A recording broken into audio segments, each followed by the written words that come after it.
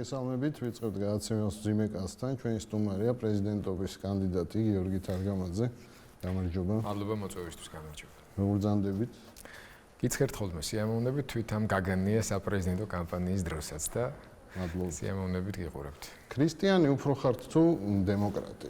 ქრისტიანი. რაში გამოიხატება? ქრისტიანული დემოკრატი. რაში გამოიხატება ეს? გამოიხატება იმაში, რომ არსებობს ლიბერალური დემოკრატია, არსებობს სოციალ-დემოკრატია. ანუ ყველა დემოკრატიას წინ რაღაცა მაინც უძღვნის. ჩემთვის ის მთავარი ჩარჩო, რომელიც ასე ვთქვათ, ბუნებრივი განვითარების ფაზებიდან არ არის ამოვარდნილი, უკავშირდება სწორედ ქრისტიანული ეთიკით დადგენილ გარკვეულ, ასე ვთქვათ, საზღვრებს. იმ საზღვრებში ვარ სრული ლიბერალური დემოკრატი. მართლმადიდებლობა დემოკრატიულ რელიგიად მიგაჩნიათ?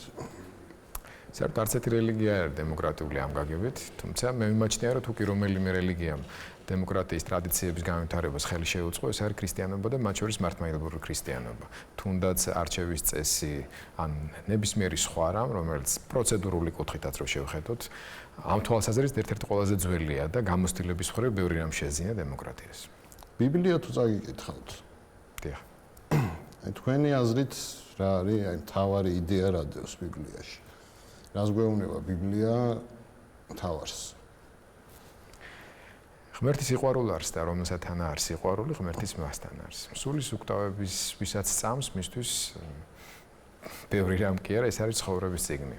ამ სიყვარულზეა აგებული ბიბლია. დიახ. აი დღევანდელი ეკლესიის მდგომარეობა იქნებ შეაფასო, თქვა სიყვარულზე დგას, თქვა საპატრიარქო დღევანდელი ეკლესია. ეკლესია ეს არის ყველა ჩვენგანის, ანუ მრევლის სასულიერო პირების ერთობა. 17 მაისის პრიზმიდან რო შევხედოთ ამ პრობლემას. გასაგებია. თუ 17 მაისის პრიზმიდან შევხედავთ, თვითონ კათოლიკოს პატრიარქმა მე მგონი ყველაზე ნათლად და გასაგებოდ გამოთქვა თავისი აზრი მომხდართან დაკავშირებით. მე მიმაჩნია, რომ პროტესტის გამოხატვის ნებისმიერი ფორმა, რომელიც მშვიდობიანობის ფარგლებში ჯდება, მისაღებია. ის რაც ჩვენ ვნახეთ, ასე ვთქვათ, საპროტესტო აქციის მეორე და დასკვნით ნაწილში, ბევრისთვის მიუღებელია და მათ შორის ჩემთვისაც.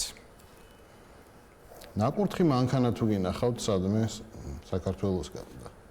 მანქანის კურთხევის ცერემონიებს არ შევსწრები ვარ, სიმართლე რომ გითხრათ, მაგრამ თუ თქვენ გულისხმობთ იმას, რომ ბევრს აქვს გამოსახული ჯვარი ან რელიგიური სიმბოლიკა, ასეთი ბევრი მინახავს. სხვა ქვეყნებში?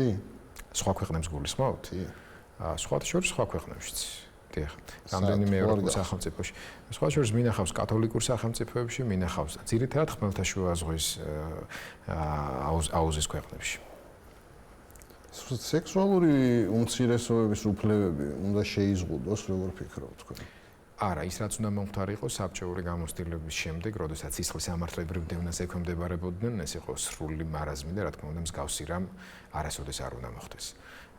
მათი უფლებები უნდა იყოს დაცული კონსტიტუციის მიერ, ისევე როგორც ნებისმიერი ადამიანის უფლება. ისინი უნდა იყვნენ დაცული ძალადობისაგან, მათ უნდა ჰქონდეთ გამოხატვის თავისუფლება. ანუ ნებისმიერ თანამდებობაზე შეიძლება რომ იმუშაონ, თქვათ მასწავლებლებად, თქვენ ამის წინააღმდეგი ხართ თუ არა? საკანონმდებლო დონეზე ამის შეზღუდვა რა თქმა უნდა იქნება რთული, თუმცა მე მაგალითად ვისურვებდი რომ ჩემი შვილები არ მეტარებინა დავუშვათ ისეთ სასწავლებელში, სადაც ასე ვთქვათ გაცხადებული, ანუ გამოხატულად საჯაროდ გაცხადებული სექსუალური უმცირესობის წარმომადგენელი იქნება პედაგოგად. ბატონო? რატო? პირადად მე მიმაჩნია, რომ ეს საკმაოდ არაჯანსაღ განწყობას შექმნის მოზარდების აღდისა და განვითარების პირობებში, განსაკუთრებით იმ ასაკში, რა ასაკში ჩვენი შვილები სკოლაში დადიან. ანუ არაჯანსაღი ფსიქოლოგია აქვთ, ფიქრობთ უმცირესობებს? მე მიმაჩნია, რომ ეს მაინც არის გადახრა ნორმიდან, ეს არ არის ნორმალური. ომში თუ ყოფილ ხართ როდესმე? როგორც ჟურნალისტი კი. როგორც მეომარი? როგორც მეომარი ვერ ვიქნებოდი იმ დროისთვის ერთი რომ პატარა ვიყავი, მაგრამ მეორე ვაშუქებდი და თუ იმას გულისხმობთ, რომ შეიძლება იარაღით ხელში თუ იბრძოდი, არა, მაგრამ საომარი მოქმედებები გამიშუქებია და შესაბამისად კონფლიქტის ზონებიდან თუ საომარი 2008 წელს 2008 წელს უკვე არ ვიყავი ჟურნალისტი, საუბარი არის უფრო ადრინდელ პერიოდზე, იბერვიზიის და 90-იან წლების დასაწყისში, საუბარი არის აფხაზეთის ომის პერიოდზე. თქვენ გადაცემა თვალსაწიერი მიყავდათ. რამხელა იყავით? მაშინ ძალიან პატარა ვიყავი 12-13. ეს სახელი ვინ მოიფიქრა? ეს გადაცემა არსებობდა. მაშინ ერთ-ერთი ტელევიზია იყო, სახელმწიფო ტელევიზია. ეს ჯერ კიდევ საბჭოთა კავშირის პერიოდი არის, თუმცა უკვე ის პერესტროიკა და გარდაქმნები და ასე შემდეგ და გაჩნდა უკვე მოზარდებისათვის, უფროს კლასელებისათვის გადაცემები. შეიძლება თქვენ გახსოვთ, არ ვიცი, ცენტრალურ ტელევიზიაზე საბჭოთა კავშირის მაშინ გადიოდა დოშის სტანციის სტარშე. და ჩვენ შემთხვევაში დღევანდელი ესე ვთქვათ გამონათქვამი თინეიჯერებისათვის, ანუ მოზარდებისათვის კეთებოდა ყოველკვირეული გადაცემა თვალსაწიერი. თუმცა მე მის კეთებაში ესე რომ ვთქვა ძალიან აქტიური ჟურნალისტური წვლილი არ შეპატარა ვიყავი. მაშინ მიმყავდა ეს გადაცემა და რამდენიმე სიუჟეტის მომზადებაში ვღებულობდი აქტიურად. რამდენი წლის იყავით? 12, 13, 14. ვინო უფრო გიყვართ, დუდუკი თუ ქალები? ქალების მიმართ პატივისცემა გადასწონის ყველაფერს და სიყვარული. თუმცა არც ღვინოზე ვამბობ უარს და შესაბამის გარემოში დუდუკითაც დიდ სიამოვნებას. ბევრს ვამთ? უსვამთ. ყველაფერი შედარებითია ხა, ჩემს მეგობარ გიორგი ახვლედიანს თუ შევედარები, რა თქმა უნდა, ხსენებაც კი არ ღირს ოდენობის. მაგრამ აი ერთ ქართულ ნორმალურ ტრადიციულ სუფრას რო გახვება დასაწყისიდან დაბოლოებამდე, იმდენს ვახერხებ. თქვენ სააკაშვილს უწოდეთ პოლიტიკური ცხოველი. რას გულისხმობთ ამ ტერმინში? პოლიტიკური ცხოველი, პოლიტიკური არსება უპირველეს ყოვლისა, ეს არ იყო რაღაც შეურაცხყოფის გამომხატველი, მიღებული ტერმინი არის პოლიტიკაში, ჟურნალისტიკაში სხვათა შორის, პოლიტიკური ცხოველი არის ადამიანი, რომელიც მთელი თავისი არსებით ცხოვრობს პოლიტიკით და მას არა მარტო რაციო, არამედ ირაციონალური, ანუ ინსტინქტებიც მართლა ზოგიერთ შემთხვევაში ცხოველურ დონეზე აქვს განვითარებული. ეს ჩემის აზრით პოლიტიკოსისთვის მაინც ადამიანს უც არ ნიშნავს. ეს ნიშნავს, რომ ის მართლაც შინაგანად მთლიანად მიძღვნილი არის პოლიტიკისთვის. პოლიტიკური შედეგების მიღწევისთვის. ასლან აბაშიძესთან მეგობრობდით? დიახ. არ მოგნატრებიათ? როგორც შეიძლება მეგობრობდეს ორი ასაკი ერთმანეთსაგან ძალიან არ მოგნატრებიათ, რაც წავიდა? დიახ და ამიტომ ვცდილობ რაღაცა დონის კომუნიკაცია შევინარჩუნო. ამას ვახერხებ უფრო ჩემთან უფრო ახლოს მყოფი ასაკობრივად მისი ოჯახის წევრების, განსაკუთრებით დიანას მეშვეობით, რომელიც ჩვენი ოჯახის ძალიან ახლობელია, თუნდაც იმის გამო, რომ ნათელ მირონი ვართ. აპირებს ჩამოსვლას, ხო არ იცით? რამდენადაც მე ვიცი, ამის აქტიური სურვილი თვითონ ბატონ ასლანს არ აქვს. მაგრამ ოჯახს მთლიანობაში რა თქმა უნდა აქვთ. ეხლა სხვანაირად როგორ შეიძლება წარმოვიდგინოთ, როდესაც მეუღლის და დედის საფლავი არის ბათუმში, რომელიც გარდაცვალების შემდეგ ფაქტობრივად წლების განმავლობაში ვერ მოინახულეს. თქვენ გახსოვთ ის რაღაც ამაზრზენი კადრები და სიტუაცია, როცა დიანა იყო წლის თავზე ჩამოსული. ამიტომ რა თქმა უნდა ჩამოსვლის სურვილიც აქვს და მე მიმაჩნია, რომ მათ სრული უფლებაც აქვს, რომ დაბრუნდნენ და ნორმალურად იცხოვრონ. მაშინდელი ბათუმი უფრო მოგწონდათ თუ ეხანდელი? არქიტექტურას არ გულისხმობ უფრო აი სიტუაციას. გითხრათ სიმართლედ ბევრი რამის გამო მაშინდელი. აი რითი? იმის გამო რომ ოჯახი მაშინ შევქმნი, იმის გამო რომ შვილები გამიჩნდა, ჩემი თეკლაც და მაკინეც ორივე ბათუმშია დაბადებული. აი ძალიან ბევრი სასიხარულო მოვლენა მოხდა ჩემს ცხოვრებაში. ისეთი რომელიც ძალიან დადებით ემოციებს მიღვიძებს. რაც შეეხება ზოგადად შეფასებას, ძალიან არ მიყვარს ხოლმე ისტორიული კონტექსტიდან ამოგლეჯილად რაღაც მოვლენის შეფასება. ის რომ ეხლა დღეს ბათუმში უკეთები გზები და წყალმომარაგება უკეთესია, რა თუნდა ამას ლაპარაკი. მაგრამ ყველაფერს რაღაცა განვითარების დიალექტიკა აქვს, ხო? იმ მომენტში რო არ წმევდნენ თქვა შესასვლელში ეგ პრობლემა გამიჩნდა. ფულს რო არ წმევდნენ. ფულის წარდგენა მაშინ მთელი საქართველოსთვის გაიშნიკების დამახასიათებელი ჩვევა იყო, მაგრამ რაც შეეხება ჩოლოქის საზღვარს ადმინისტრაციულს გეხსოვებათ ეს რის გამოც გაჩნდა თავის დროზე, ჯერ კიდევ სამოქალაქო ომის პერიოდში, როდესაც აჭარის დარბავა და გაძარცვა ისევე იყო დაგეგმილი, როგორც საქართველოს სხვა კუთხებისა და რეგიონების. იმ მომენტში მე ვფიქრობ, რომ ეს იყო გამართლებული, რაც აბსოლუტურ ანაქრონიზმად იქცა უკვე 99 და შემდგომი წლების განმავლობაში. მე ვიმაჩნია, რომ ეს იყო სრული არაადეკვატურობა ზოგადად ქვეყანაში განვითარებული მოვლენების აღქმის, ასე რომ ამის თაობაზე მქონია ერთხელ საუბარი მაშინ ბატონ ასლანთანაც, მაგრამ უშედეგოდ. ბადრი პატარკაცის შვილთან როგორი ურთიერთობა გქონდათ? ძალიან კარგი. ძალიან გური მწყდება, რომ ეს ადამიანი ცოცხალი აღარ არის. პატრიოტები იყვნენ აი ასლან აბაშიძე და ბადრი პატარკაცის შვილი. შემიძლია გითხრათ აბსოლუტურად გულწრფელად, ერთიც და მეორეც. ერთმანეთსაგან ძალიან განსხვავებული ადამიანები იყვნენ, ქცევით, სტილით, ესთეტიკითაც სხვათა შორის, მაგრამ ორივე იყო ძალიან ღია, ну განსაკუთრებით ალბათ ბადრიზე ვიტყვი რომ ეს იყო აი ღია კომუნიკატორი იყო, ეს არ იყო ჩაკეტილი ადამიანი. თავად ბატონ ასლანს ჰქონდა უკვე რაღაც ბოლო წლების განმავლობაში პრობლემები გახსნილობასთან დაკავშირებით და ამას შეიძლება ბევრი მიზეზიც ჰქონდა ობიექტურიც, მაგრამ ჩემის აზრით სუბიექტური რა ძალიან ცუდად გამოიყენა გარემოცვის ერთმა ნაწილმა, რომელთან ჩემი თანამშრომლობის სურვილის არქონის გამოც გაიყო ჩვენ გზები გარკვეულად მხოლოდ პოლიტიკაში, თუმცა ზუსტად იმის გამო რომ ჩვენ ორივეს გვინდოდა რომ ერთმანეთისადმი პატივისცემა და სიტყვა შეგვენარჩუნებინა, ამიტომაც ძალიან სწორად მოვიქეცით ორივენი. პატარკაცშვილი მოკლეს როგორ ფიქრობთ?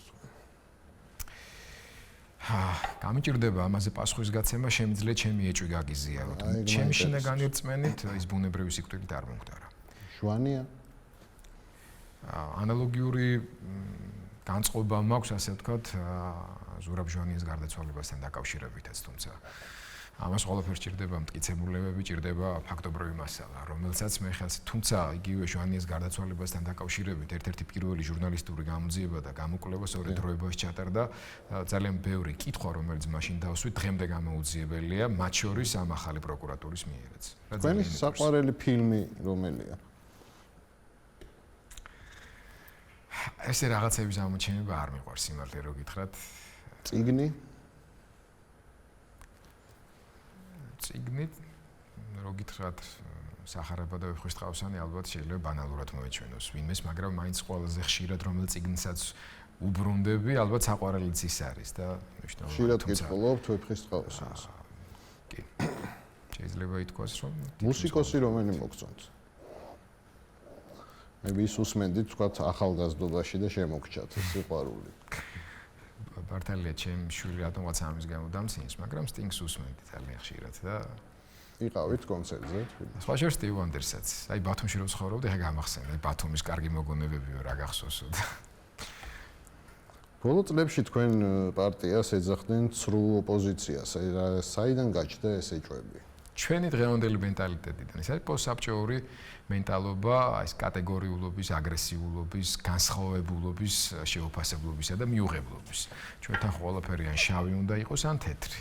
ის რომ ზოგადად ცხოვრება მსოფლიო მრავალფეროვანია და მათ შორის პოლიტიკური რუკაც მრავალფეროვანი უნდა იყოს. თუ შენ გინდა რომ იცხოვრო ისე კარგად, როგორც ცხოვრობენ დასავლეთში და ევროპაში, იგი იმიტომ ცხოვრობენ კარგად, რომ შუა გაკრეფილი კი არ არის, არამედ შუა არის ძალიან ფართო და რადიკალური ფრთებისთვის ძალიან მცირე სივრცე რჩება. ერთმანეთში იყავთ. რა თქმა უნდა, მე როგორც ქრისტიან-დემოკრატი, არა მხოლოდ ჩემი პოლიტიკური ფილოსოფიით, არამედ ეკონომიკური მოდელით, სოციალური სისტემით და ყველა შეთავაზებით, რომელიც აი ამ კონცეფციის ფარგლებში ჩდება და ჩემი ცხოვრების წესითაც, ჩემი ხასიათით, ჩემი მეგობრების ხასიათით, ვარ ძალიან ზომიერი.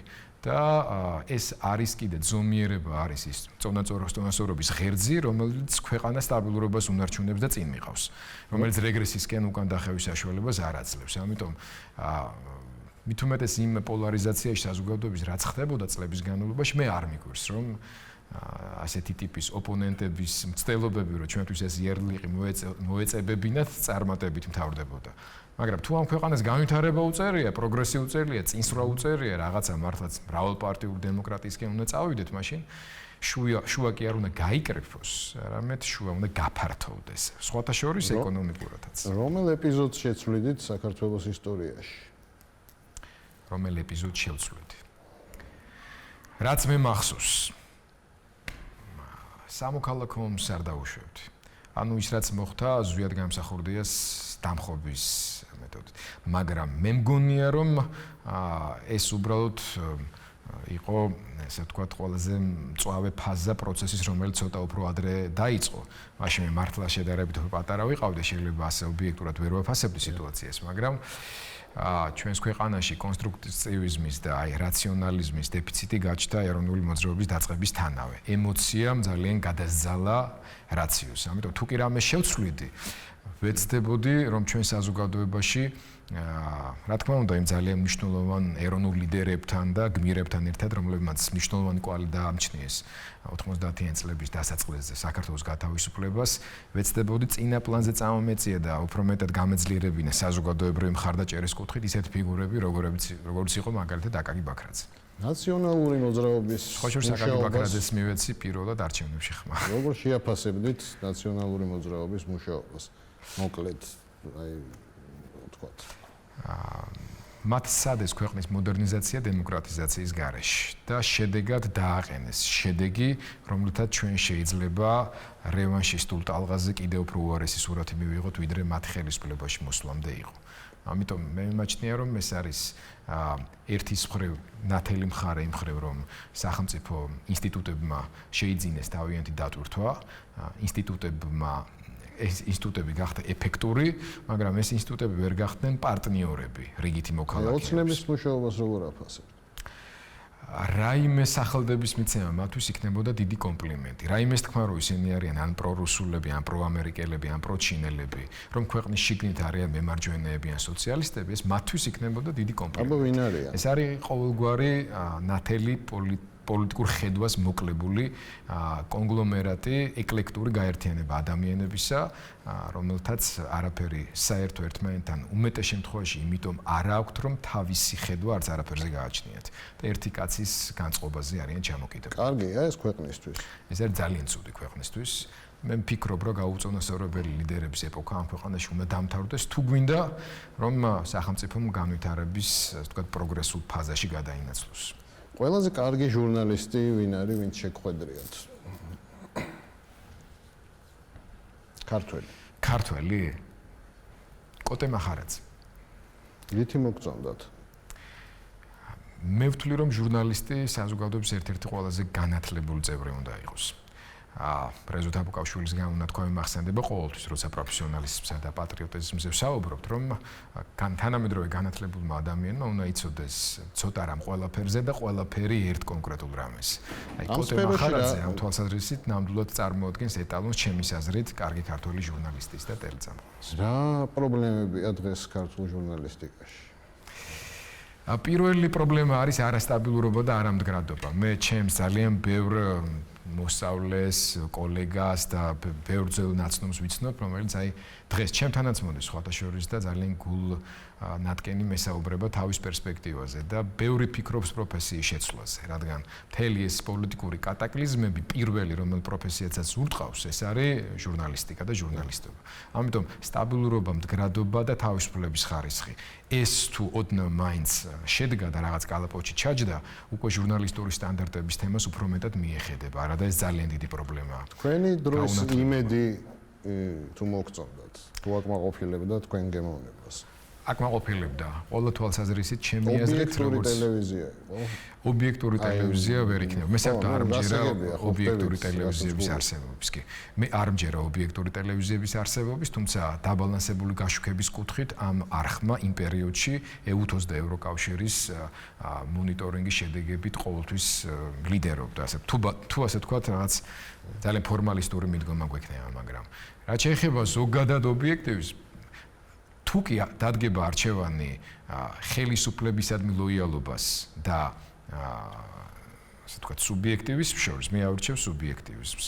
ამიტომ ტელეიმედმა იმ მომენტში, იმ პერიოდში ძალიან მნიშვნელოვანი როლი ითამაშა ქვეყანაში და მე ვფიქრობ, რომ ჟურნალისტური სტანდარტების და განსაკუთრებით სატელევიზიო ესთეტიკის თვალსაზრისითაც ეს იყო ახალი სიტყვაც და ძალიან საინტერესო მოვლენა ქართულ ჟურნალისტიკაში.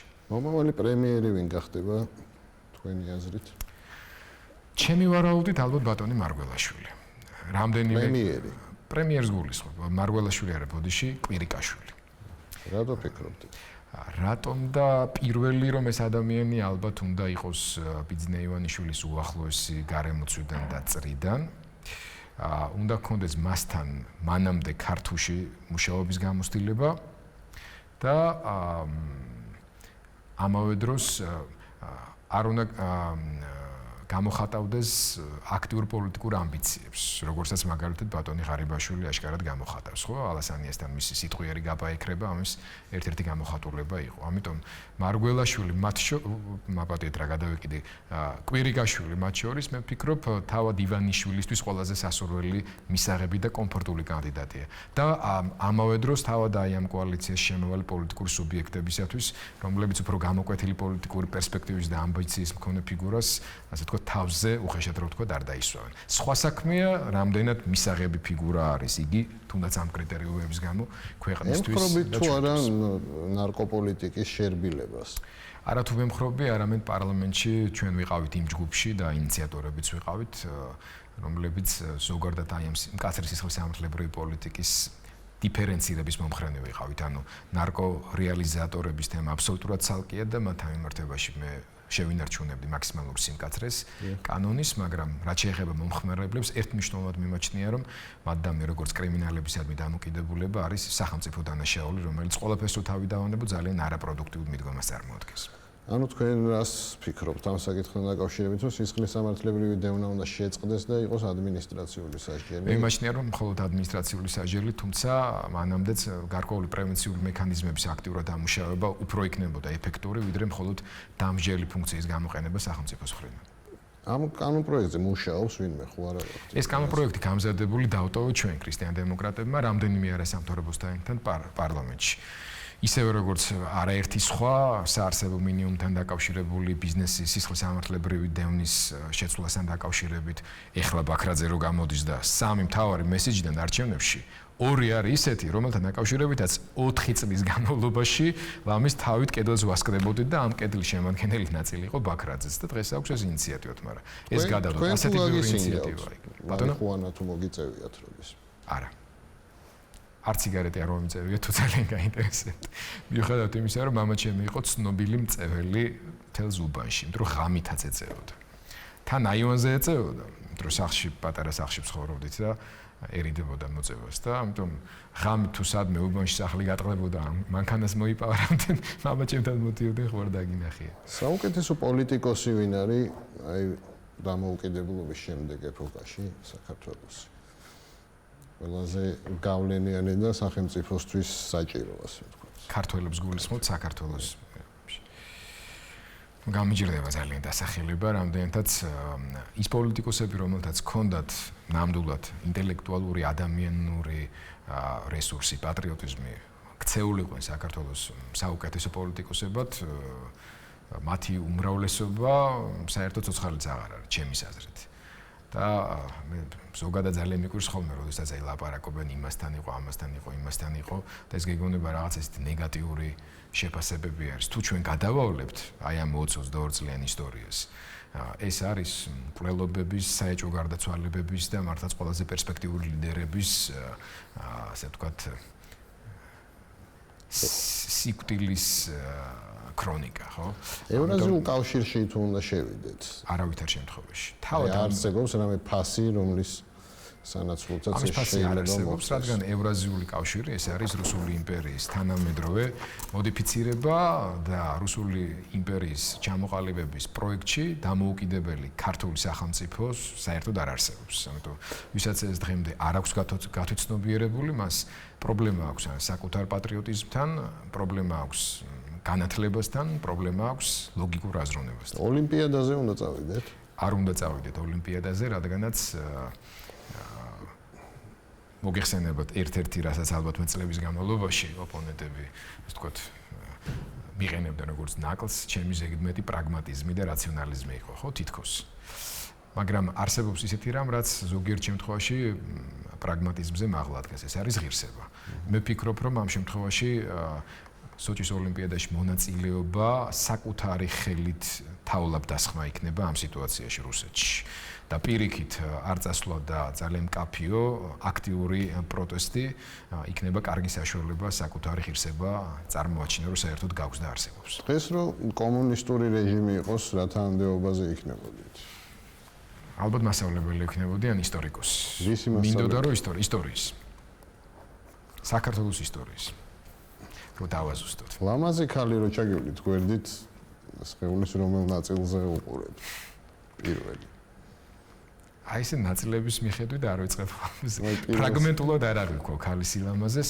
რა თქმა უნდა, პირველ რიგში თლიანობაში მიჩნდება გარკვეული რეაქცია და თუ იმის დროა რომ ისე ნელა მიდის რომ დიდხანს შეიძლება დააკვირდეს მამაკაცი. როგორც მამაკაცების უმრავლესობა თვალს ავაყოლებ და ჩაახვალებ. რენტგენი. დიდი მადლობა წარმოებებს გისურვებთ ესთეტიკას პატივცემ და მიმაჩნია რომ ცოცხალ არსებებს შორის დედამიწაზე ყველაზე ლამაზი ქალია. დიდი მადლობა, დიდი მადლობა წარმატებებს გისურვებთ.